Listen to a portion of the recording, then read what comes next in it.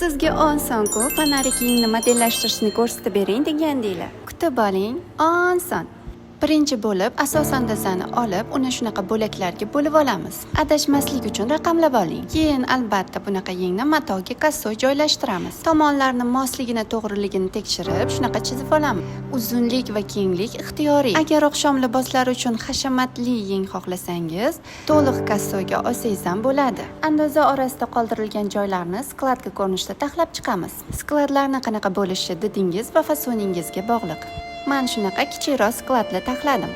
Endi yana bizga bir qavat material kerak bo'ladi, albatta uni ham burchak ko'rinishida olamiz. Bu yengimizni astar qismi bo'ladi. Astar qismini asosdan kaltaroq olish kerak. Men 7 sm farq qoldirdim. Astarning uzun kaltaligi fonarikni qanchalar ishishiga bog'liq. Birinchi bo'lib tepadagi skladlarni tikib olamiz, yon choklarni tikamiz. Asosiy yengning etak qismini zborkaga yig'amiz, osnovaga qotiramiz. Keyin shunaqa yengni tepa qismlarini ham birlashtirib olamiz. Shunda astarli, ishib turadigan, akkuratniy fonar yengimiz tayyor bo'ladi. Oddiy asos ko'ylaklarga ham o'ziga xos ko'rinish beradi. Fonarik yenglar sizlarga yoqadimi? Qanaqa fasonlarda ishlatsa mos deb o'ylaysizlar? Fikrlaringizni izohlarda yozib ketinglar.